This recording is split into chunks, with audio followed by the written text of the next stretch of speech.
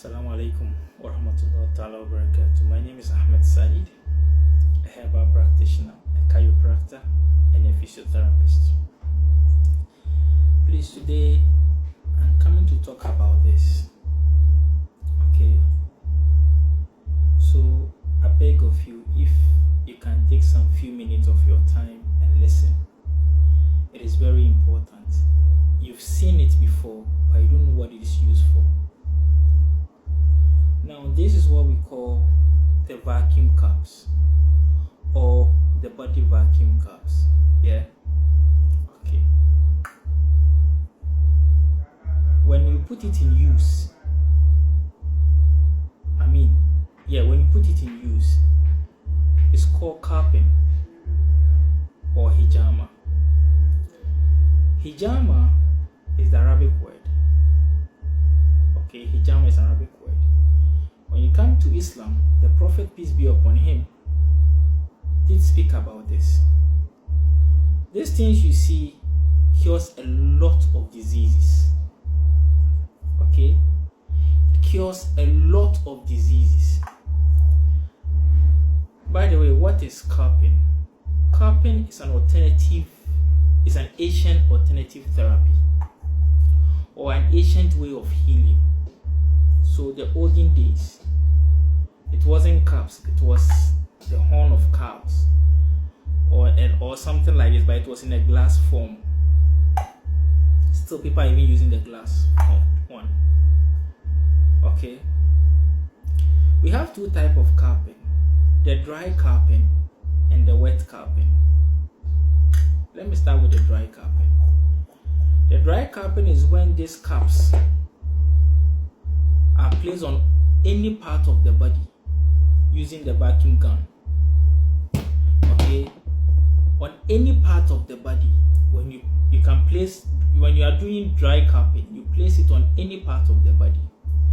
When you place it, then you vacuum the cup using the vacuum gun. Now you see that beneath the cup, the color of the skin will start to change: reddish, blue, black. You get it? Beautiful. Now, I'll talk about the benefit of it. Let's come to wet cupping. Please listen carefully. Wet cupping is when we strike some cuts on your body and take out blood or pull out blood, unwanted blood. Beautiful. So wet cupping is when we strike some cuts on your body and pull out blood. But wet cupping, please, there are some parts of the body we don't place the cups. These are mistakes people have been doing. When you are doing wet cupping, not every part of the body you need to cut and put this cup, especially on a bone or on a joint. When I say bone, your head, your forehead, where you feel more bones than flesh, or your joint. There are reasons why we don't do wet cupping there. But if the problem is on that part, you massage it and place it 2 inches or 3 inches away from the joint. Please, you understand me? Very good. If you are doing wet cupping and the problem is on the joint, okay, massage the joint and put the cup 2 to 3 inches away from the joint. Okay, beautiful. Now, note this. Some people have been asking me, won't it affect my blood level? No, it has not. It will never affect your blood level. That is why when we do wet cupping, after the first intake of blood, when you put the cup again, you don't get the same quantity or amount of blood. No, you get it. Yes. There are 2 ways the blood runs through the system: the inner and the outer part. So this one takes it from beneath the skin. The blood beneath the skin is what this one takes. You get my point? Beautiful. Okay? So note it. When you go to do cupping somewhere and they place it on your joint, no, don't allow it. Another thing, cupping is not done right after accident when the person is having internal bleeding. This one is scientifically approved now. Okay. I said right after serious accident, when the person is having internal bleeding, you don't do carping. You wait a week before you do carping, both dry and wet.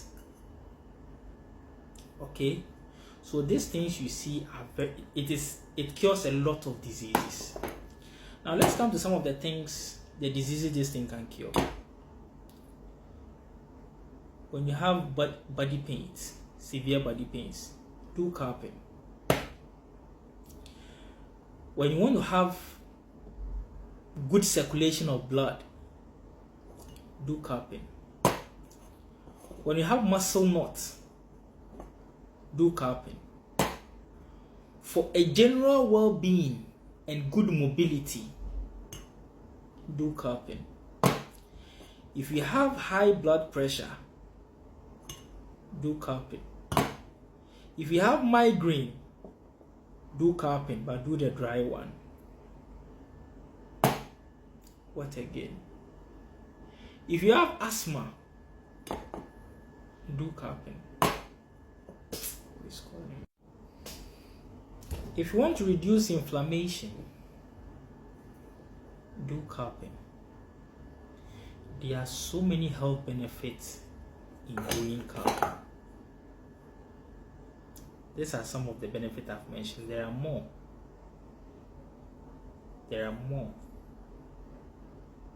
Okay, so these things you see is very good, but some people, I've been watching some people's video, they do wet carping on the head. Please, I say these things are not placed on where there is, you can feel the bone more. No. If you have migraine, you do the dry carping. If the problem is on a joint is where two bones are connected. Okay? This is my secret, but you let me reveal it. Why we don't do it? No, I won't say it. I wanted to tell you why we don't do it on how do we call it? On joint. Some people think that they know omunima manebroso. Ebi ania wunim no obi nim ina nia wunim no so obi nim. You get it? So these things, they are very good. Yes, I told you, even when you have muscle, when you have skin issues, look, even when you have some kind of skin issues, do carping. It's very good. It cures a lot of diseases, both the dry and the wet carping. Okay, this is what I have for you tonight. God bless you. My name is Ahmed.